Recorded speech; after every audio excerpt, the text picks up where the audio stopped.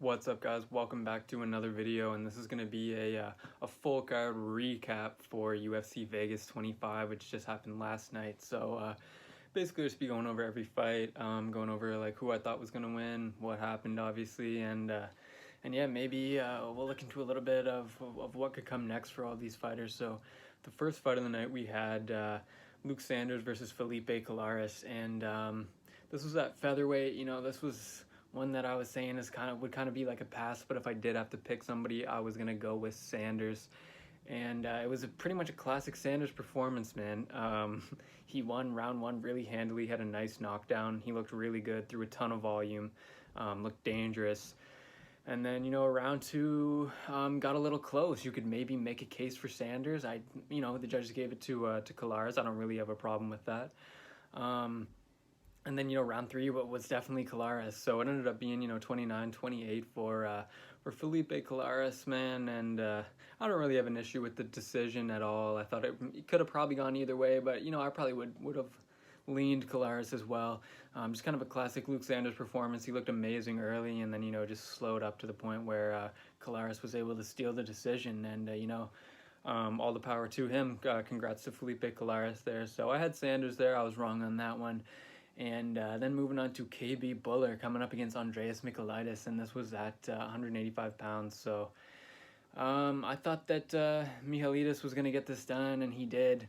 I thought he was going to get it done by knockout, though, however, and it ended up going to decision. So round one, Michailidis completely dominated it. He just threw.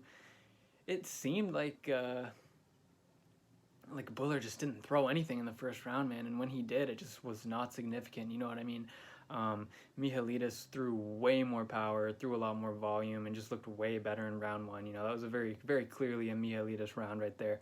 Round two was a little bit closer, but it's just like Michailidis is clearly landing the better shots. They had the significant strikes being kind of close, but to me, Buller just was not throwing anything significant. He didn't really look like he wanted to be in the pocket with Michailidis at all in this fight. Round three, Michailidis slowed down quite a bit, so I guess maybe you could give that one to Buller, but it's just nothing he landed looked dangerous to me at all in the fight. I felt like all the danger was coming from Michailidis. All the good-looking flurries were coming from Michailidis, so well-deserved decision. Michailidis, I said this was probably going to be a good matchup for him. This was my most confident pick on the card, and it hit. So yeah, congrats to Michailidis there. I don't know if we'll see KB Buller again, guys, to be honest. I don't know if we'll see him in the UFC octagon again, but, it really wasn't a great performance for him. But, upwards and onwards. Next fight was Loma Lookboonmee coming up against Sam Hughes. And I thought that Lookboonmee was going to get this one done, as did pretty much everyone. She was a heavy favorite. I think she was the heaviest favorite on this card. And I thought that if she was going to get it done, she was probably going to get it done by decision. I thought maybe a KO, but, I was leaning decision overall. And she did get that decision, so she definitely won round one. She had more strikes, just better strikes, 3 takedowns. Round two was a little bit closer, but Lookboonmee just does more with her strikes, and she did way more with her strikes in round two. She had more effective striking.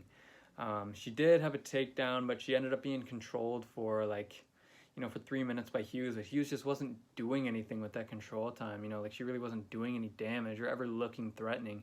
So, I had Lookboonmee up 2 rounds to none after the second round. And round three, once again, I just felt like Loma's striking was way more effective than Hughes. Hughes had a lot of control time once again, but she's just not doing anything with it. She's just kind of stalling the fight, just sitting there. And I felt like Lookboonmee deserved to win this one 30-27. I felt like she won every round, and, well-deserved decision for Loma. So I don't know about Sam Hughes' next fight. I think she showed enough to stick around, but I really liked Lookboonmee there. The Muay Thai looked great. She looked really strong in the clinch, looked really good in the clinch. So yeah, definitely a well-deserved win for Loma in that one. And then moving on to the next one, the order was switched up a little bit. It was Botelho and yeah, Luana Carolina. So I thought that Botelho was just way more polished and was just going to end up walking down Carolina and having, that technique advantage. And round one, I felt like a complete genius because that's pretty much exactly what I thought was going to happen. Botelho looked way better than her and looked really good. And I was feeling like we were cruising to an easy decision there. But, I mean, round two was close and Carolina was just more active. Like, when Botelho was slowing down, Carolina just, she wasn't. So, yeah, I would have gave round two to Carolina, and then round three, Botelho slowed down even more, and Carolina kept going. She got a ton of control time. She landed more and just was better. So, I thought that Botelho would get it done, but Carolina proved me wrong in this one. She just had the will to win in this fight, and eventually that just, it paid dividends and got her the decision at the end. And then the next fight we had, who did we have? It was not Pinheiro. Yeah, the TJ Brown and Kai Kamaka. So, I said this one was going to be a pass. And I ended up just going against myself, man. And I ended up just taking that Brown decision, which if I had to pick a guy, that was my pick in the last video. I said, if I had to pick this one, I would probably take Brown, probably take him by decision.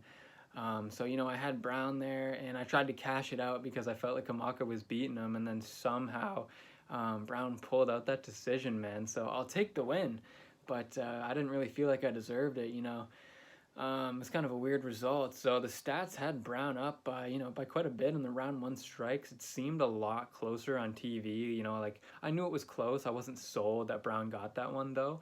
Then round two, I thought that was definitely Kamaka just because he got the knockdown, but Brown really stunned him just before that, and I felt like right before that knockdown happened, I was like, yeah, Brown definitely got this round. But, with that knockdown, you got to give it to Kamaka. But Brown really was performing better early in round two than he was in round one. And, the round three stats had Brown up on strikes once again. But I thought, watching it live, that Kamaka got round three just with a ton of control time in that round. And somehow Brown pulled out a decision. I'm not going to complain because I had money on him, but yeah, I feel like Kamaka probably won that one. I think we might have got away with that one. So then moving on to the next fight, it was Randa Marcos and Luana Pinheiro at strawweight. So I felt like Pinheiro was going to get it done. I thought that she just was going to be the better fighter in this instance, and she was. She looked a lot better than Marcos. Her judo throws looked great. She was a lot better on the feet, I thought, and, grabbed 5 takedowns. But, it was a weird way to end. She caught an up kick while grounded from Marcos, and a lot of people are saying that they feel like she was playing it up. She was acting. And I mean, I guess I can kind of see it. But, there was that thing where I think she asked if she lost, so, like, maybe she did lose consciousness and thought, like, she got knocked out or something. Kind of a weird, suspect, disappointing way to end, but, I mean, I do feel like the right person won this fight, so, Pinheiro, DQ win. She looked really good in this. Randa Marcos, on the other hand, yeah, we'll see if we see her again. Maybe not. I feel like Pinheiro is actually the real deal at strawweight, though. She looked really good on the feet, and those judo throws were no joke. So I think that she's going to be a problem for some women in the strawweight division in the future. But yeah, moving on to the next one, Merab Dvalishvili coming up against Cody Stamann at featherweight. So I had thought that Merab was going to get this one by decision, which he did. Round one, people were saying that Stamann has like a little bit better boxing than Merab, and maybe he does, but it's just like MMA stand-up, I don't think that Stamann is better than him, and I didn't think that coming in, and after watching the fight, I still don't think that. Maybe pure boxing, sure, Stamann might have an advantage, but just the pressure of Merab, like he knows that he needs to land volume, and he goes out there and does that. Like the cardio is just insane. He's just such a workhorse, man. Always a pleasure to get to watch him fight. And Cody Stamann, it was a good fight from him too. I like to watch Stamann too. He's a great fighter, and he definitely, he did himself justice in this fight. I don't think that it's like Merab definitely ran away with it in this one. Stamann was there for the whole fight, but yeah, Merab definitely deserved to win. Round one, I felt like he won most of the striking exchanges, and the only takedown of that round was for Merab. Round two, he looked really great. 4 takedowns, better striking, clear win in round two for Merab. Round three was closer, but it's just Merab was still so active in those moments where Stamann was in control.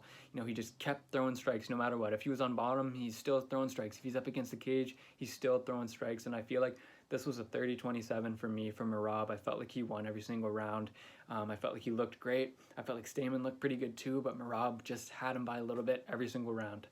Except maybe round 2, I felt like that was pretty obvious for Merab. And then moving on to Sean Strickland and Krzysztof Jotko at 185. Strickland looked great. Every round was pretty similar. I mean, Strickland would just keep coming forward, outlanded Jotko. You know, he's not throwing anything just to throw it. He's throwing to land. He's throwing to connect, and he just looked so sharp. His boxing looks really sharp. You know, round 1 keeps coming forward, outlands him. Round 2, same thing, keeps coming forward, outlands him. Round 3, keeps coming forward, outlands him, and he just looked a little better each round to me. I felt like that was an easy 30-27 for Sean Strickland. I thought he won every single round. It's kind of funny at the end when, you know, Jotko had his hands up and Strickland told him that he lost. You know, that's just Sean Strickland, man. Really fun guy to watch. Really looks great lately. You know, that brings him to what, 23-3, really nice record. So I'm excited to kind of see him take a step up in competition next, hopefully, and fight somebody, you know, one of the higher ranking guys, you know, maybe a top 10 potentially guy at middleweight next. But, you know, Sean Strickland definitely looks for real now after coming in, beating Marshman really easily, beating Brendan Allen by finish, and then just coming out here and just beating Jotko every single round. You know, Jotko's not an easy opponent at middleweight. So, yeah, I really liked what I saw from Strickland in that one, and definitely a good result for him. And then Ion Cutelaba coming up against Dustin Jacoby, light heavyweight. Obviously, people were excited for this one after the shenanigans at weigh-ins where Cutelaba, like, grabbed him. They started shoving, and Dana couldn't break it up, even though he was just ragging on Sean Shelby for not being able to break up the push between Drakkar Klose and Jeremy Stevens. So that was kind of a little bit funny there, but also, you know, you don't really like to see that at weigh-ins because stuff can happen. You want, you know, the fighters to be safe. But anyways, this ended up being a split draw where Cutelaba had a dominant round 1. You know, possible 10-8, but I don't know. I just have a hard time giving out 10-8s. I feel like a 10-8 is you just completely dominated and, like, you were about to, like, straight finish him. Like, he was so close to being done.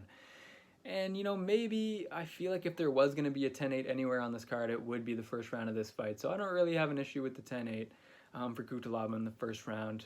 As you guys know, I thought that Cutelaba was going to pull this one out. And I did have a D-Gen bet on Cutelaba by decision. It was like plus 600 or something like that. I was praying at the end he was going to get the nod, and I was kind of scared that Jacoby was going to get it. But, you know, at the end of the day, it's a draw. We got to push, keep our money, and live to die another day. So, yeah, you know, potential 10-8 from Cutelaba in the round 1. If it was me scoring it, I don't know. I maybe would have went 10-9, but I could definitely see a case for the 10-8. Round 2, Jacoby just pieced him up on the feet. I think that's 10-9 Jacoby all day. And then round 3 was tight. And, you know, like, I had my money on Cutelaba, so I was really hoping for him, but I feel like Jacoby maybe did just edge him out a little bit in round 3 too. So I could see a 28-28 draw. I could see 29-28 for Jacoby. I couldn't really see the 29-28 for Cutelaba that one of the judges had, but nonetheless, you know, we get to keep our money on this one, so I'm not going to argue. If Cutelaba can, you know, really work on that gas tank and bring that same pace or even half of the pace that he brought in that first round to every round of the fight, man, he will be a real problem. I was kind of hoping that he would go to the ground a lot more in the second and third round, but obviously, you know, kind of seemed like he was a little tired there. And it's not easy just to tell someone to go shoot in on Dustin Jacoby because he is a good kickboxer. He has good stand-up, and he you know, sorry, stuttering. He can punish you in those situations, but yeah, I mean, you know, split draw. I felt fortunate to get out of there with my money. I felt like Dustin Jacoby might have edged him out in that one, but yeah, I thought Cutelaba was going to win. It ends up being a draw. And then moving on to Cub Swanson and Giga Chikadze, I thought this one was going to last a lot longer than it did. I did think Chikadze was going to win just because, you know, that kickboxing attack, the variety of options he has on the feet, and just the size advantage. You know, he can be further away and still hit you. He's you know, he's a tall guy and really long guy for 145 pounds. So But at the end, he caught him with that liver kick early and finished it up with the ground and pound. I was kind of surprised, man. I thought, like I said, I thought this was going to go a lot longer, but it ended up just being Chikadze with the round 1 KO. So, we picked Chikadze and he won, so can't really complain too much there. Really nice performance from him. I feel like guys who have a real serious ground game are going to give Chikadze trouble in the future. I really like him as a matchup against a lot of strikers, and like a lot of people were picking Swanson as an underdog in this one, and I just felt like this was a great matchup the whole time for Chikadze, because you always think that Swanson's just going to want to stand. This fight didn't last too long, so we didn't really get to see, but on the feet, I thought that this was going to be Chikadze all day, and he made me look smart with a nice liver kick and then the ground and pound finish. So then the main event, this was an awesome fight, Dominic Reyes against Yuri Prochazka at light heavyweight. So Prochazka obviously gets that second round KO. I was saying that my play for this fight was going to be fight does not go the distance. And then if I had to pick one of the fighters, I was going to go with Prochazka by KO, which is eventually what we got. So not really much to be skeptical of with Yuri now. He really looks like the real deal. I was sort of nervous about coming out and really saying he's going to win, just because it seems like he leaves himself open with the hands down. And I feel like that could still be a problem for him going forward, but obviously, he has a chin, man. He just does not seem fazed by any strikes that are landed against him, It was a back and forth battle in round 1. I thought that Yuri landed the better shots, but Reyes did get the takedown, so you never know how that's going to get weighed, but I never thought this was going to the judges in the first place, man. So round 2, Yuri just continued the same pace. Like I said, he never looked fazed by Reyes' strikes. He was able to get a takedown, and then that beautiful spinning back elbow knockout, that was picture perfect. A really nice performance from Prochazka. I'm excited to see him fight the winner of Jan and Glover Teixeira, which I believe is going to be Jan Blachowicz. And that's gonna be a really interesting fight, man. I'm really excited to see it. Kind of excited about light heavyweight again, man. And yeah, I think that's gonna be a nice matchup. We'll get to see Prochazka take on Jan Blachowicz. And off the top of my head, man, I really don't know who's gonna win. It's just like, I don't know. Even if Jan dominates him for 4 rounds, is Prochazka going to be able to land that knockout blow? That's really going to be the question, and I'm really excited to find out, and I'm excited to break it down for when it eventually gets booked, assuming Glover. I don't want to count out Glover Teixeira, but whoever it ends up being. I'm really excited for that fight, and overall, guys, it was a really fun card. For my predictions, I got 8 correct, 2 incorrect, and then there was the 1 draw with Kutalaba and Dustin Jacoby. So overall, pretty good night. 8-2-1. I'll take it. Thanks for watching this video, and I'll catch you guys in the next one.